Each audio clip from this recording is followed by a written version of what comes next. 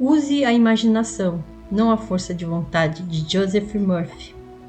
Obter a cooperação dos poderes do subconsciente não é a mesma coisa que empurrar um obstáculo. Fazer mais força não vai produzir melhores resultados. Em vez disso, visualize o objetivo como atingido e o estado de satisfação que ele produz. Vai descobrir que o intelecto tenta interferir, esforça-se para descobrir maneiras de resolver o problema e impô-las ao subconsciente. Resista, esqueça sua habilidade intelectual na solução de problemas. Insista em manter aquela fé simples, infantil, que produz milagres. Imagine-se sem a doença ou o problema. Imagine a satisfação emocional de bem-estar na situação que deseja. Elimine do processo todas as complicações. A maneira simples é a melhor. A imaginação disciplinada produz maravilhas. Uma maneira maravilhosa de obter resposta do subconsciente é pela imaginação disciplinada ou científica. Conforme ressaltamos, o subconsciente é o arquiteto e o construtor do corpo. Ele controla todas as funções vitais. Diz a Bíblia: "E tudo quanto pedirdes em oração, crendo, recebereis." Crer é aceitar algo como verdadeiro, viver no estado de crença. Mantendo esse estado de espírito, você desfrutará a alegria da prece atendida. Agora vamos aos 3 passos para o sucesso na oração. A oração bem-sucedida requer 3 passos básicos. O primeiro passo: reconheça ou admita o problema.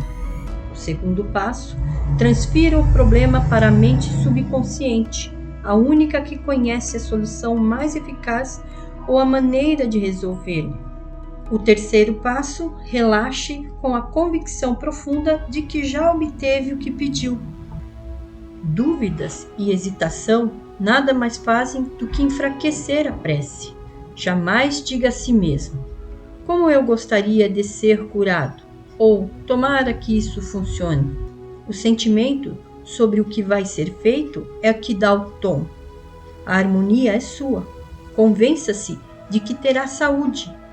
Você se torna eficiente ao transformar-se em veículo do poder curador infinito da mente subconsciente.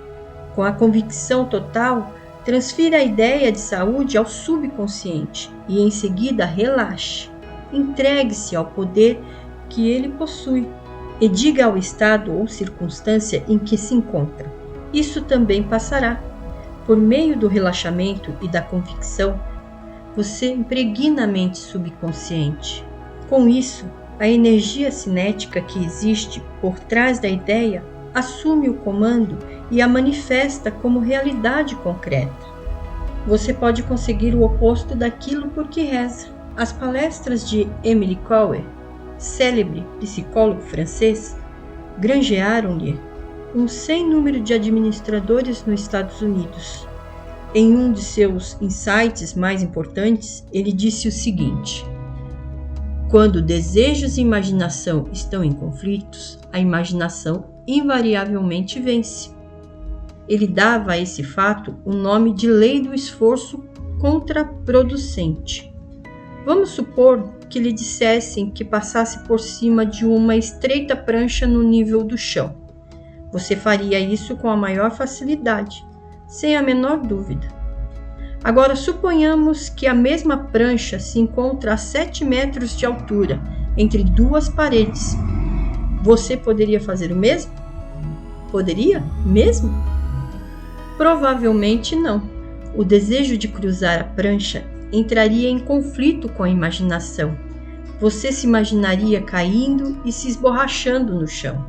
Você poderia querer muito atravessar a prancha, mas o medo de cair o impediria de fazer isso.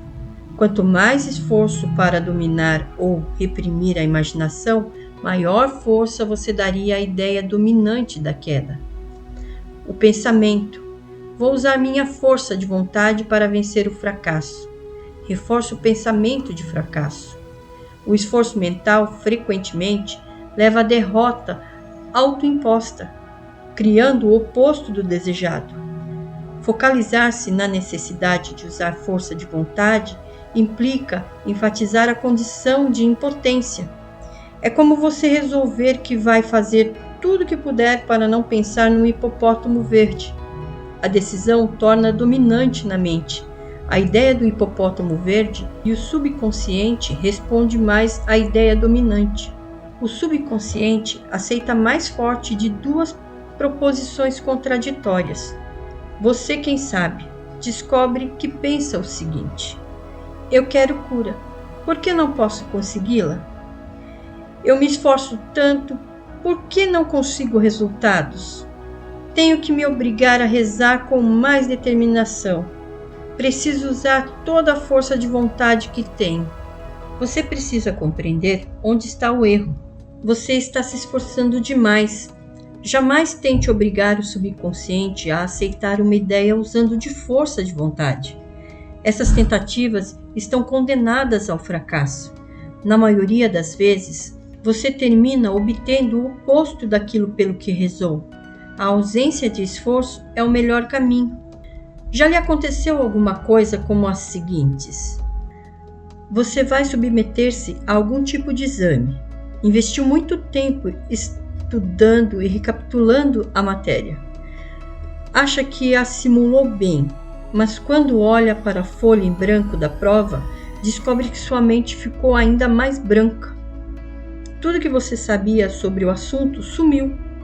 Não consegue recordar nenhum único pensamento relevante.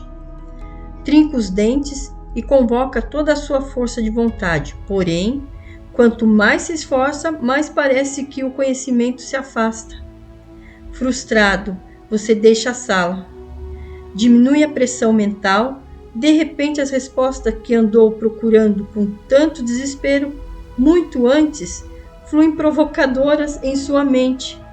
Você disse a si mesmo que sabia a matéria e era um fato, mas não quando precisou dela.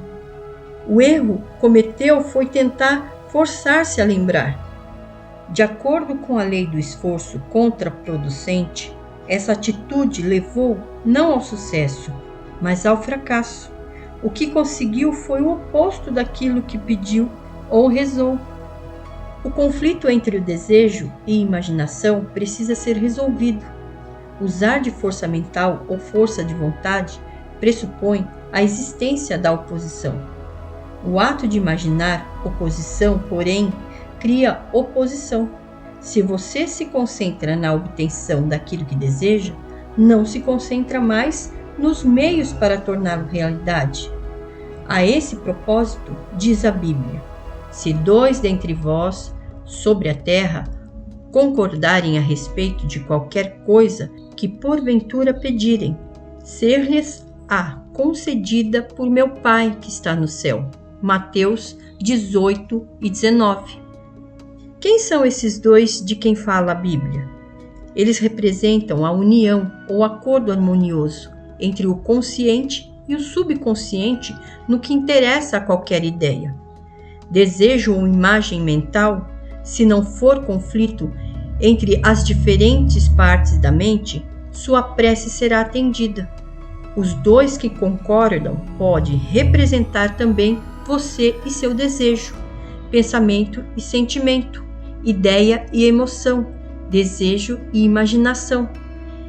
Evitamos todo conflito entre desejo e imaginação. Entretanto, em um estado passivo sonolento, que reduz o esforço ao mínimo, na maior parte a mente submerge quando caímos em estado de sonolência. E a melhor maneira de impregnar o subconsciente é imediatamente antes de dormir. A razão disso é que o mais alto afloramento do subconsciente ocorre imediatamente antes de dormir e pouco depois de acordarmos. Nesse estado, os pensamentos e imagens negativos, que tendem a neutralizar nossos desejos e impedir sua aceitação pelo subconsciente, estão ausentes. Quando imaginamos como atendido o desejo e sentimos a emoção da vitória, o subconsciente providencia para transformá-lo em realidade. Muitas pessoas resolvem seus dilemas e problemas recorrendo à imaginação controlada, dirigida, disciplinada. Elas sabem que tudo que imaginam e sentem como verdade terá que acontecer e acontecerá. Uma moça chamada Sara procurou-me à beira do desespero. Estava metida em um demorado e complicado processo judicial, com adiamentos sucessivos, sem nenhuma luz no fim do túnel. O que ela mais desejava era uma solução amigável do litígio. Suas imagens mentais, contudo, transbordavam de fracasso, perda, falência e impotência. A imaginação prevaleceu sobre o desejo e o processo judicial. Arrastou-se sem sinal de solução. Por sugestão minha, Sara colocava-se em um estado sonolento, passivo, sempre que ia dormir e em seguida passava a imaginar o melhor resultado possível para o problema. Tanto quanto podia, mergulhava em um estado de experiência confiante. Sabia que a imagem que formasse na mente teria que concordar com o desejo de seu coração. Entretanto, em estado de sonolência, começou a imaginar com tanta clareza quanto possível um encontro com o seu advogado depois de resolvido o caso. Ouviu-se perguntando sobre o resultado e escutando-lhe as explicações. E ele repetiu um grande número de vezes. O caso foi resolvido de modo amigável. Foi uma solução que agradou a todos. Durante o dia, quando lhe surgiram à mente pensamentos de medo, ela voltava a imaginar o encontro com o advogado completo com palavras e gestos. Visualizava o sorriso do advogado, os maneirismos dele, o tom da voz, as palavras exatas usadas por ele. Fazia isso com tanta frequência, com tanta fidelidade ao roteiro, que os medos eram combatidos antes mesmo de tentarem aflorar na mente. Ao fim de algumas semanas, o advogado ligou e confirmou o que ela estivera imaginando e sentindo como realidade. O processo prejudicial fora resolvido e ela teve certeza de que a solução era harmoniosa e que podia aceitá-la. E foi isso realmente o que o salmista quis dizer quando escreveu: as palavras dos meus lábios, seus pensamentos e imagens mentais, e o meditar de meu coração, seus sentimentos, natureza e emoção, sejam agradáveis à tua presença. Senhor, rocha minha e redentor meu, o poder e a sabedoria do subconsciente, que pode redimi-lo da doença, da dependência e da pobreza. Salmos 19:14. Então é isso, espero que tenham gostado desse vídeo e até o próximo vídeo. Gratidão!